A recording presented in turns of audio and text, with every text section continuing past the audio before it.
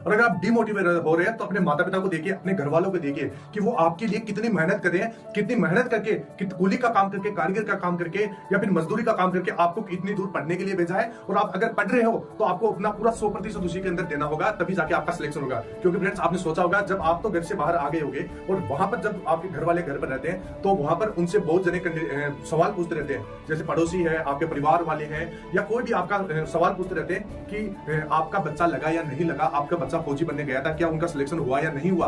तो आपके घर वाले यही बात बोलते हैं कि हाँ वो तैयारी तो कर रहा है, उसका सिलेक्शन हो जाएगा। लेकिन फ्रेंड्स उसी चीज का जवाब देने के लिए उनको अंदर से उनका कलेजा फट जाता है। क्योंकि फ्रेंड्स आपके जो आपने देखा होगा, जो परिवार वाले होते हैं, जो आपके पड़ोसी होते हैं, वो आपके मजे लेने के लिए ये सवाल आपके माता पिता से पूछते रहते हैं। और आपके माता पिता फिर एक अंदर से मायूसी से उनको एक जवाब दे देते हैं कि हाँ तैयारी कर रहा है, उनका सिलेक्शन हो जाएगा। तो फ्रेंड्स उन्हीं को जवाब देना है आपको कि हाँ मैं तैयारी कर रहा हूँ, सिलेक्शन मेरा होगा। उन जो भी आपके पड़ोसी है, जो परिवार वाले, जो आपके मजे ले रहे थे, उनको जरूर जवाब देना है कि हाँ मैं सिलेक्शन लेके रहूंगा। हेलो फ्रेंड्स, स्वागत है आपका चिराग क्लासेस के ऑनलाइन यूट्यूब चैनल के ऊपर। तो फ्रेंड्स कैसे हो आप लोग? आई होप आप सब बढ़िया होंगे।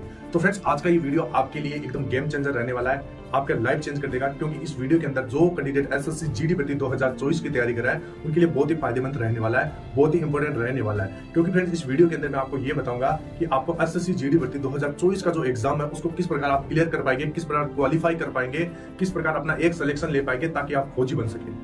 तो फ्रेंड्स इस वीडियो के अंदर मैं आपको अपना खुद का एक्सपीरियंस भी बताने वाला हूं कि किस प्रकार मैंने 2018 की वैकेंसी थी उसमें अपना सिलेक्शन लिया था, किस प्रकार मैंने 100 में से 91 नंबर लेके आए थे, और किस प्रकार मैंने मैथ में अपना 25 में से 25 क्वेश्चन सही किए थे। पूरा इस वीडियो के अंदर जो भी मैंने तैयारी किस प्रकार की थी, सारा कुछ इस वीडियो के अंदर आपके साथ शेयर करने वाला हूँ। वीडियो बहुत ही इंपॉर्टेंट रहने वाला है, लास्ट तक जरूर बनिए रहेगा। तो फ्रेंड्स सबसे पहले कैंडिडेट का एक सवाल होता है कि सर एसएससी जीडी भर्ती का लेवल किस प्रकार का होता है, पेपर किस प्रकार का आता है, इजी रहेगा या हार्ड रहेगा। तो सर फ्रेंड्स मैं आपको बता देता हूँ, कोई भी एग्जाम आपका डिफिकल्ट नहीं होता है।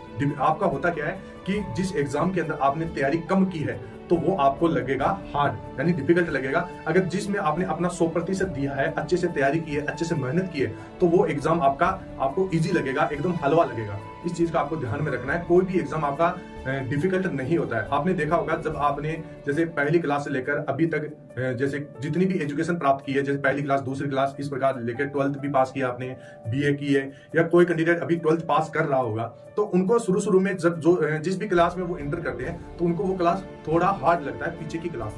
तो फ्रेंड्स हार्ड वो शुरू के अंदर लगता है। अगर आप एक बार तैयारी करने बैठ जाएंगे, अगर आपने सिलेबस को एक बार अच्छे से पढ़ना शुरू कर दिया है और रोजाना अपना मेहनत करते हैं, 100% उस एग्जाम के लिए देते हैं या उस क्लास के लिए देते हैं, तो वो आपको इजी ही लगेगा। इसी प्रकार फ्रेंड्स एसएससी जीडी की बात करें तो एसएससी जीडी इतना ज्यादा हार्ड नहीं है।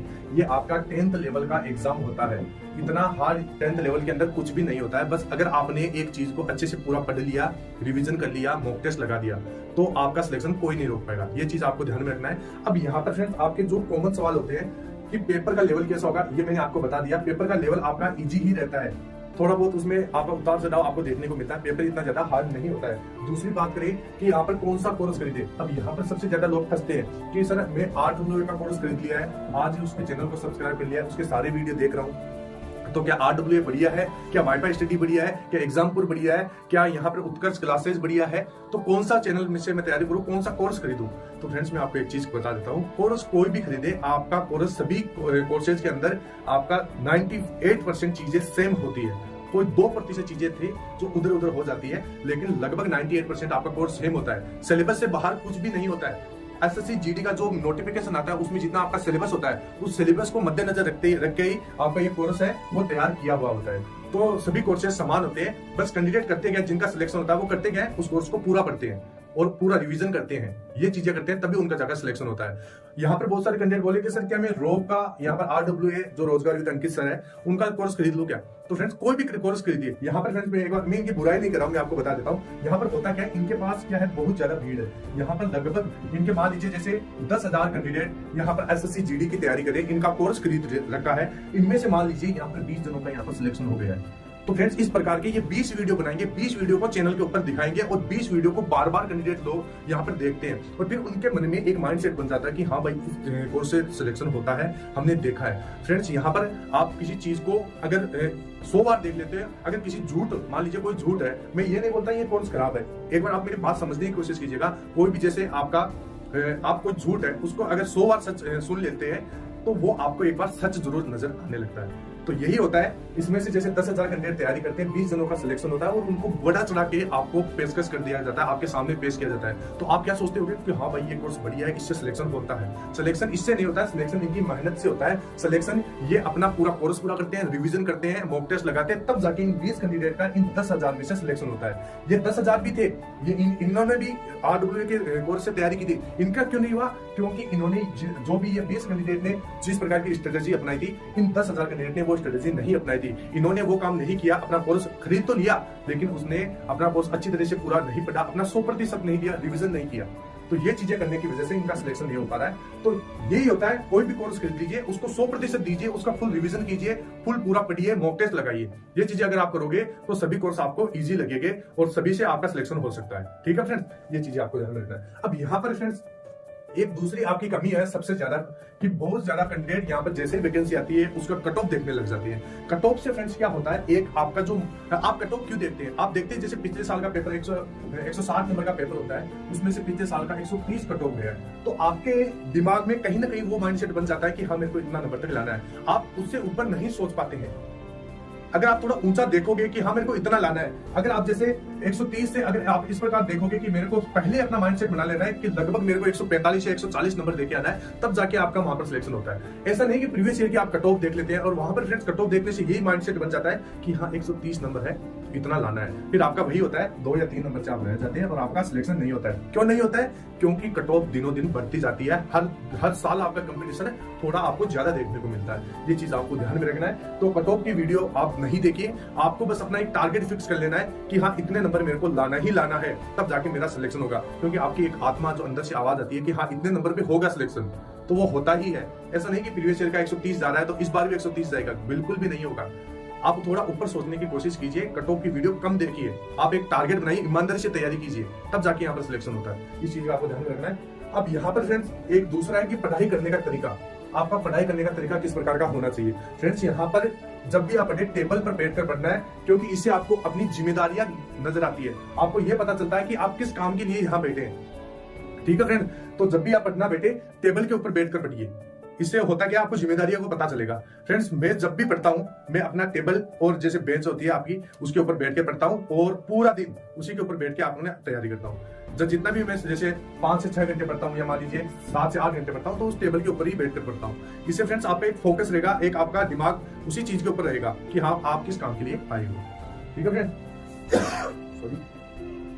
अब यहाँ पर फ्रेंड मैंने बहुत सारे कैंडिडेट हैं, उनसे पूछा था कि आपने पढ़ाई कैसे करते हो, आपने किस प्रकार तैयारी की, तो उनका एक ही सवाल होता है, सर हमने सबसे पहले कोर्स पूरा किया था। कोर्स पूरा किया, कोई भी कोर्स कर लिया था उसको पूरा किया, या फिर कोई बुक पढ़ी थी उसको पूरा पढ़ा था और फिर उसके मॉक टेस्ट लगाने शुरू कर दिए थे।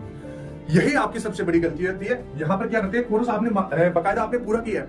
यहाँ पर बहुत सारे कैंडिडेट सोच रहे हैं कि सर आपने तो बोला था सर कोर्स पूरा करना है। हाँ फ्रेंड्स, कोर्स आपको पूरा करना था, फिर आपको मॉक टेस्ट भी लगाना था, लेकिन आपको इसके बीच की जो प्रोसेस है वो आप भूल गए। इसके अंदर बीच के अंदर आपको रिवीजन करना था। फ्रेंड्स यहाँ पर आप अगर किसी चीज को अगर दिन के अंदर 3 बार रिवीजन कर लेते हैं तो वो लॉन्ग पीरियड तक आपको याद रहने का पूरा चांस रहता है। तो रिवीजन आपके लाइफ के अंदर सबसे मोस्ट चीज होती है। अगर आप किसी भी एग्जाम की तैयारी करें, चाहे जीडी है, चाहे सीएसएसएल है, चाहे आपका सीजीएल है, उसके अंदर आपको रिवीजन करना पड़ेगा, अन्यथा आपका सिलेक्शन यहाँ पर नहीं होगा। और ये चीज आप गांठ बांध के रख लीजिएगा। आपकी एसएससी जीडी है वो भी रिवीजन मांगती है, उसी को आपको रिवीजन करना पड़ेगा, जो कोई भी कोर्स आप खरीदे। ठीक है फ्रेंड्स, तो रिवीजन के ऊपर आपको 100% फोकस करना है। रिवीजन आपका कोई भी कोर्स हो 2 से 3 बार उसका रिवीजन पक्का हो ही जाना चाहिए। ये चीज आपको ध्यान में रखना है। इसके बाद में कि अब हम पढ़े कैसे, तो फ्रेंड्स सबसे पहले आपको पढ़ने के लिए मैंने आपको बताया था कि आपको पहले तो आप मोटिवेट रहना है कि हाँ मैं तैयारी कर रहा हूं, मेरा सिलेक्शन होगा। और अगर आप डिमोटिवेट हो रहे हैं तो अपने माता पिता को देखिए, अपने घर वालों को देखिए कि वो आपके लिए कितनी मेहनत कर रहे हैं, कितनी मेहनत करके, कुली का काम करके, कारीगर का काम करके या फिर मजदूरी का काम करके आपको इतनी दूर पढ़ने के लिए भेजा है। और आप अगर पढ़ रहे हो तो आपको अपना पूरा 100% उसी के अंदर देना होगा, तभी जाके आपका सिलेक्शन होगा। क्योंकि फ्रेंड्स आपने सोचा होगा जब आप तो घर से बाहर आ गए होंगे और वहां पर जब आपके घर वाले घर पर रहते हैं तो वहां पर उनसे बहुत जने सवाल पूछते रहते हैं, जैसे पड़ोसी है, आपके परिवार वाले हैं, या कोई भी आपका सवाल पूछते रहते हैं कि आपका बच्चा लगा या नहीं लगा, आपका बच्चा फौजी बनने गया था, क्या उनका सिलेक्शन हुआ या नहीं हुआ। तो आपके घर वाले यही बात बोलते हैं कि हाँ वो तैयारी तो कर रहा है, उसका सिलेक्शन हो जाएगा। लेकिन फ्रेंड्स उसी चीज का जवाब देने के लिए उनको अंदर से उनका कलेजा फट जाता है, क्योंकि फ्रेंड्स आपके जो आपने देखा होगा जो परिवार वाले होते हैं, जो आपके पड़ोसी होते हैं, वो आपके मजे लेने के लिए ये सवाल आपके माता पिता से पूछते रहते हैं, और आपके माता पिता फिर एक अंदर से मायूसी से उनको एक जवाब दे देते हैं कि हाँ तैयारी कर रहा है, उनका सिलेक्शन हो जाएगा। तो फ्रेंड्स उन्हीं को जवाब देना है आपको कि हाँ मैं तैयारी कर रहा हूँ, सिलेक्शन मेरा होगा। उन जो भी आपके पड़ोसी है, जो परिवार वाले जो आपके मजे ले रहे थे, उनको जरूर जवाब देना है कि हाँ मैं सिलेक्शन लेके रहूंगा। तो सबसे पहले आपको मोटिवेट रहना है। मोटिवेट रहने के बाद में दूसरा आपको काम क्या करना है, आपको जो भी आपने कोर्स खरीदा है या जो भी आपने बुक पढ़ी है, बुक आपके पास, उसको पूरा करने की कोशिश कीजिए। जैसे आपके पास 40 दिन है तो आपको टारगेट रहना चाहिए कि 25 से 30 दिनों के अंदर मैं इस कोर्स को अपना बेसिक चीजें हैं उनकी देख लूं, या सरसरी तरीके से मैं इस कोर्स की सारी चीजें देख लूं। ठीक है फ्रेंड, तो इस 30 दिन के अंदर आपके पास कोई भी बुक है या फिर आपका कोई भी कोर्स है तो 30 दिनों के अंदर उनको पूरा करने की कोशिश कीजिए। ठीक है फ्रेंड्स, इसके बाद में आपको क्या करना है, जो भी आपके पास लास्ट 10 दिन बचे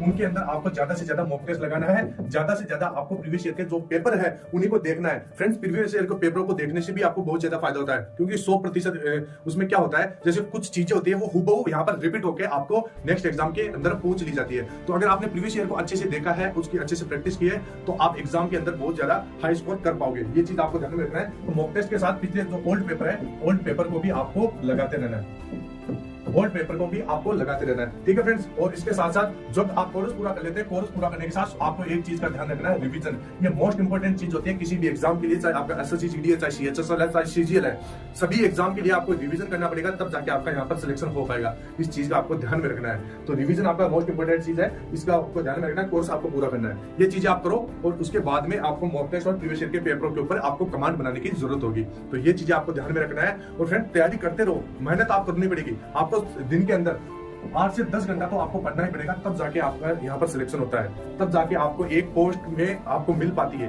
तो मेहनत आपको जरूर करना पड़ेगा सिलेक्शन आपको लेने के लिए। ठीक है फ्रेंड्स, और फालतू की चीजें के ऊपर ध्यान नहीं देना, डिमोटिवेट नहीं होना है। सबसे बढ़िया चीज है आपको अंदर से अपना एक सेल्फ कॉन्फिडेंस जगाना है कि हाँ मैं कर सकता हूँ, हाँ मैं इसके लिए बना हूँ, मैं फौजी बनकर जरूर रहेगा, मैं सीआईएसएफ लेकर जरूर रहूंगा। इस चीज का आपको ध्यान में रखना है, तब जाके यहाँ पर सिलेक्शन होता है। कड़ी मेहनत करनी पड़ती है फ्रेंड्स इस एग्जाम को क्लियर करने के लिए।